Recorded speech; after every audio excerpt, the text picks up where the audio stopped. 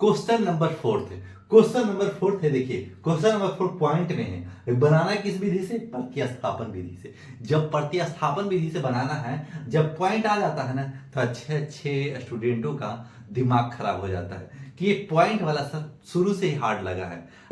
अगर ये वीडियो तरीका से फुल वीडियो देख लेते हैं, 6 से 7 मिनट का वीडियो रहेगा, अगर ये पूरा फुल वीडियो देख लेगा तो पॉइंट का आपको दिमाग से पूरी तरीका से कॉन्सेप्ट क्लियर हो जाएगा कि पॉइंट रहेगा तो कैसे बनाएं, प्रतिस्थापन विधि कैसे सोल्व करें। देखिए कितना आसान से हम इस क्वेश्चन को सोल्व कर देंगे, वो भी प्रतिस्थापन विधि से। और प्रतिस्थापन विधि बहुत ही आसान मेथड है मेरे भाई।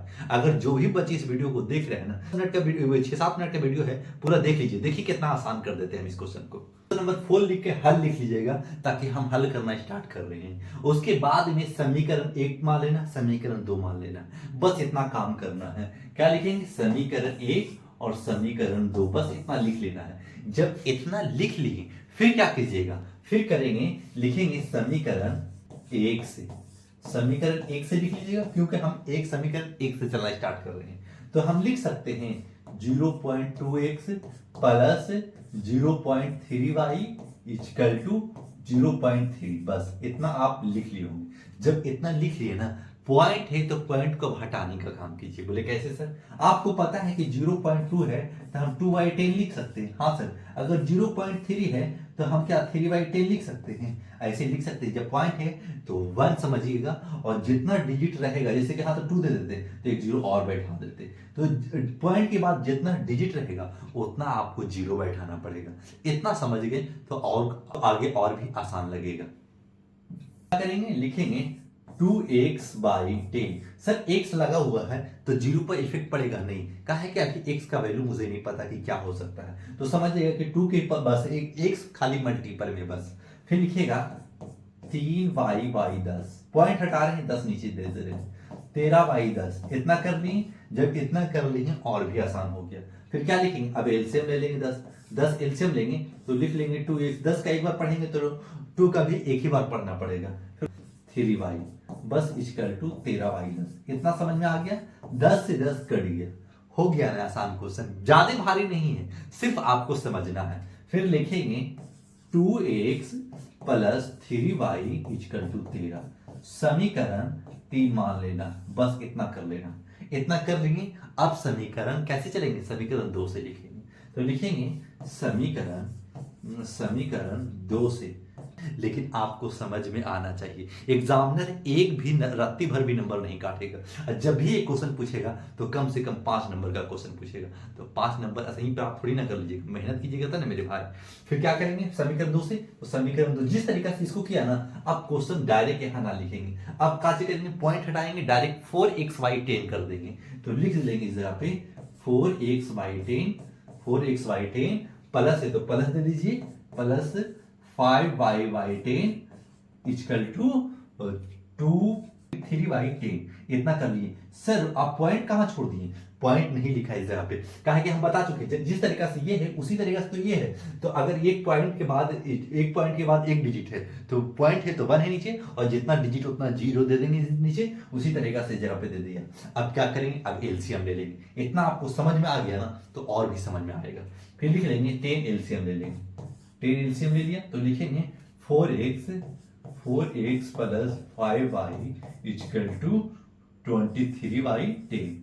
सर तो आप इसमें एलसीएम लिए तो नीचे जो डिजिट नीचे है वो ऊपर वाला डिजिट में कोई फर्क नहीं पड़ेगा। क्या है कि 10 का एक बार पढ़ेंगे तो 4 का भी एक ही बार पढ़ना पड़ेगा, 10 का एक बार पढ़ेंगे तो 5 का भी एक ही बार पढ़ना पड़ेगा। बस इतना करना है। फिर 10 से 10 कट कर लेना। सर क्रॉस मल्टीपल तो कर दे। क्रॉस मल्टीपल क्यों करें मेरे भाई? नीचे सिंगल डिजिट में है तो ऐसे आप डायरेक्ट काट सकते, नो प्रॉब्लम। लेकिन सिंगल डिजिट में आ जाए तो देखिए, सिंगल डिजिट में नीचे, अगर ऐसे आता है तो नीचे काट लीजिएगा बस। अब क्या करेंगे? अब लिख देंगे 4x plus 5y equal to 23। अगर इतना समझ में आ गया समझ जाइएगा कि हम ये भी सिंपल फॉर्म में कर लिया और ये भी सिंपल फॉर्म में कर लिया, यानी सरल रूप में कर लिया। जब सरल रूप में कर लिया है तो ये क्वेश्चन हो चुका आसान। जिस तरीके से क्वेश्चन नंबर 3 था ना, उसी तरीके से क्वेश्चन नंबर 4 भी हो चुका। अगर समझ में आ गया तो लाइक सब्सक्राइब जरूर कीजिएगा, काहे कि मेन इसी जगह पर तक समझना है। फिर तो क्वेश्चन नंबर 1 टाइप का ये हो गया, बस जो पुट करना है पुट करना है। तो लिख देंगे समीकरण 4, लिख देंगे समीकरण 4 लिख दिया। अब समीकरण 4 लिखा ना, अब लिखेंगे समीकरण 3 से चलना स्टार्ट करेंगे। सर समीकरण कितना लिखाइएगा? अरे मेरे भाई कुछ नहीं है, सिर्फ आपको समझ गए ना क्वेश्चन तो फिर आसान हो जाता। समीकरण 5 6 जो भी मान लीजिए, कोई फर्क नहीं पड़ने वाला। तो लिखेंगे समीकरण 3 से, समीकरण 3 से। अब क्या करेंगे ना, एक्स या वाई का वैल्यू हम लेने की कोशिश करेंगे ताकि हम पुट कर सके, तभी तो आसान हो जाएगा मैथ। फिर लिख लेंगे समीकरण 2x प्लस 3y 13, ठीक है, इतना कर लेंगे। फिर क्या करेंगे, फिर लिखेंगे 2x 13 माइनस 3y है, भी मत समझ लीजिएगा, इतना कर लिए। अब लिखेंगे x 13 माइनस 3y, अगर ये गुना में है तो नीचे आएगा तो भागा में आ जाएगा, बस इतना कर ली। फिर क्या करेंगे, फिर लिखेंगे समीकरण 4 में x का मान रखने पर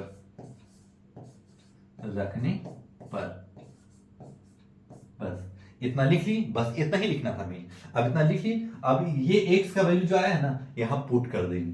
तो लिखेंगे 4, अब 4x, तो x का वैल्यू हमारा पास इतना ना आया है, तो x का वैल्यू इतना लिख लेंगे 13 माइनस 3y बाई 2 था, नीचे 2 लिख दिया, काहे कि ये। अब क्या लिख देंगे इस जगह पे, प्लस 5 बाई इक्वल टू क्या था, 13 था, सॉरी 23 है, तो 23 लिख देंगे।